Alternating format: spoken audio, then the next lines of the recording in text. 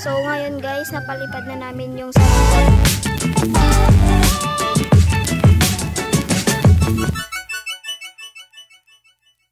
Good day, good morning ulit sa inyo mga kalipad. So, Rodjen Vlogs TV here ulit at may gagawin pala tayo ngayon dahil may magpapagawa sa atin ng saranggola.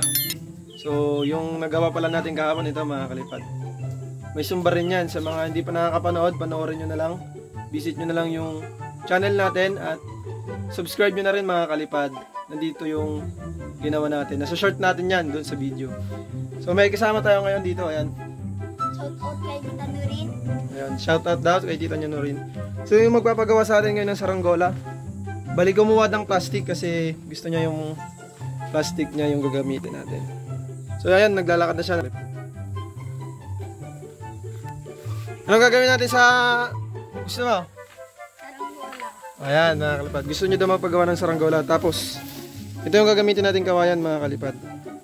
So keep watching lang mga kalipad at gagawin natin ito ngayon. So yun mga kalipad, bali nandito na yung plastic niya at gagawa natin siya ngayon ng mini goryon. Yan si kalipad Jacob. So bakit gusto mo magpagawa sa akin ng saranggola? Kasi gusto ko magpalipad. Ayan mga kalipad, gusto niya ring mag-experience na magpalipad ng saranggola. So bali gagawin ko na muna yung pakpak niya. Kakayasin ko na muna mga kalipad. Update ko na lang kayo mamaya kung ano yung magiging resulta ulit. Kung ano yung magiging design nito.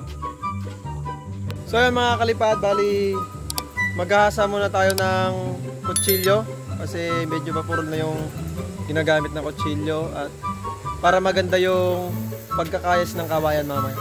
So hasahin ko muna to mga kalipad. So mga kalipad, bali hasahin ko lang muna to para maging matalas naman yung gagamitin natin. At hindi mahirap pagkayas ng kawayan. Kasi kailangan talaga kapag magkakayas ka ng kawayan, matitigas kasi yon, lalo na yung sa part ng mga buko, yung tawagin sa amin buko. So matigas yun, kaya kailangan natin ng matalas na kutsilyo or pangkayas. Okay na. So yun mga kalipad, bali kakatapos lang natin maghasa ng kutsilyo. So ito pala yung kawayan na gagamitin natin para sa pakpak mga kalipad. So bali ito yung gagawin nating saranggola kay Jacob. So medyo maliit lang to mga kalipad. At yung sukat nito ay mula dito sa may bandang kalahati niya, sinukat na natin. Ayan mga kalipad. Gamit tong meters ay mula dito tapos hanggang dito sa may dulo ng pakpak niya.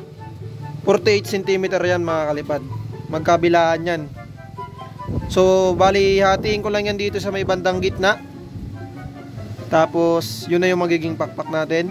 Kakayasin ko lang mga kalipad. So yun, bali kakayasin na natin mga kalipad yung pakpak.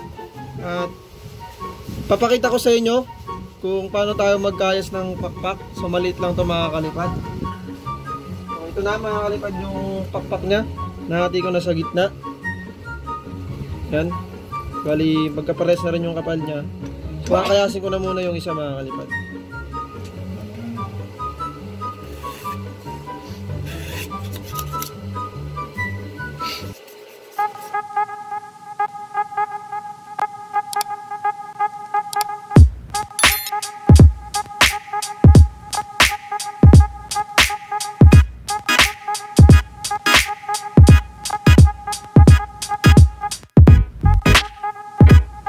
Mga kalipad, bali nakayas na natin tong pakpak ng saranggola na gagawin natin kay Jacob.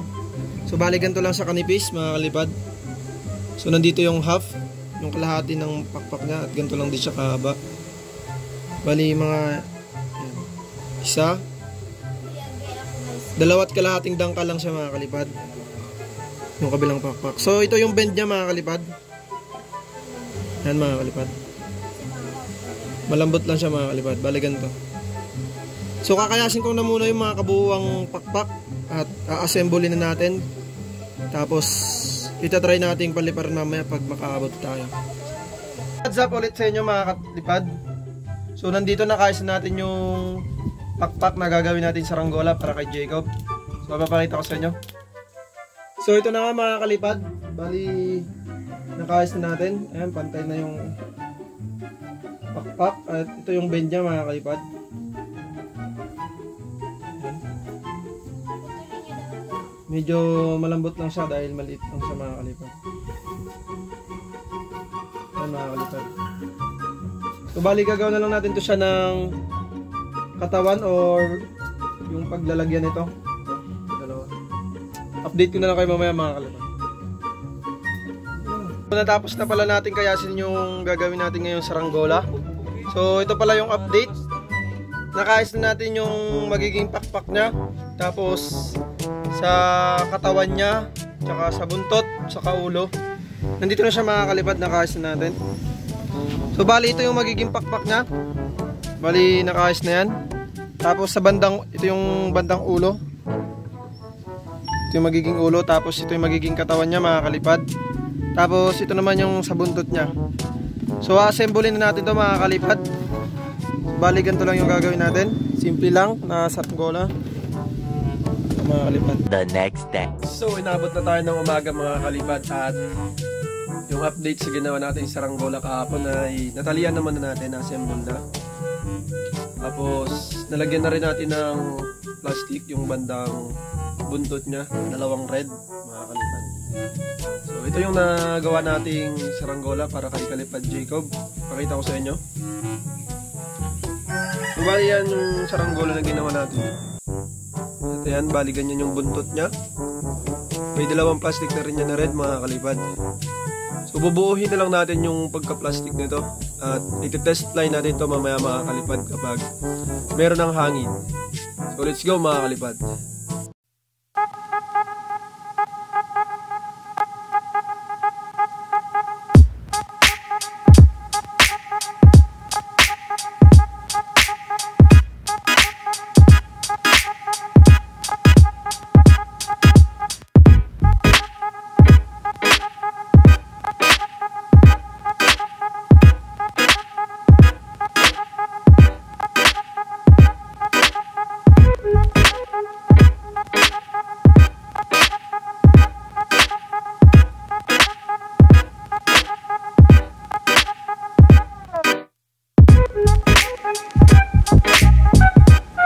A few moments later. So what's up ulit sa inyo mga kalipad. Bali natapos na natin plastikan yung saranggola. So yung saranggola ni Kalipad Jacob. Bali nag-extension para tayo dito ng pakpak. Dahil medyo matigas yung nakayos natin pakpak mga kalipad. Umiikot. So normal lang naman yun. So, bali test pa na natin ito ngayon mga kalipad. Bali ganito siya mga kalipad.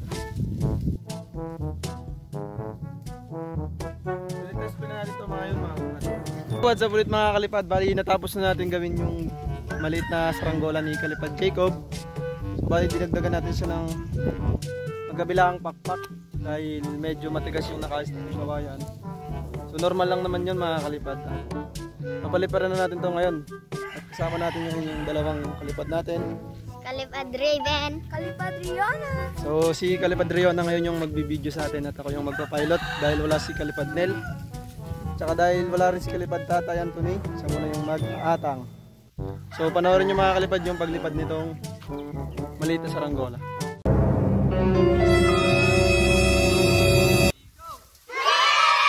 So ngayon guys, napalipad na namin yung saranggola ni Jacob na pinagawa.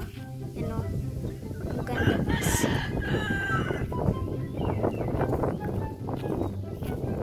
Uy, gagi. Ang ganda guys. Nagawa na. Palipad na natin. Ako yung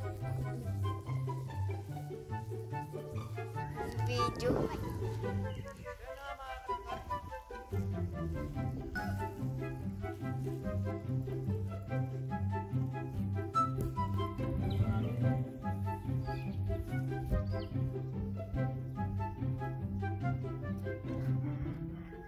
So what's up ulit sa inyo mga kalipad, at pinababa na natin tong saranggola ni Kalipad Jacob dahil medyo mahina-hina na yung hangin dito sa amin mga kalipad. So bali yung ginawa natin dito ay dinagdagan na lang natin yung pakpak niya, nag-extension tayo dahil nga sa matigas yung pagkakakayos natin ng kawayan. So So diniskartehan na lang din natin siya para lumipad. Bibigyan na natin siya mamaya sa may-ari. Yan, kay Kalipad Jacob. So hanggang dito na lang yung video natin mga kalipad. So sa mga hindi pa pala nakakapag-subscribe dyan mga kalipad, huwag nyo kakalimutan mag-subscribe at i-hit yung notification bell para palagi kayong updated sa mga darating pa nating video. So abang-abang na kayo mga kalipad sa mga i-upload pa natin na video. So hanggang dito na lang tayo mga kalipad. Maraming salamat sa panonood.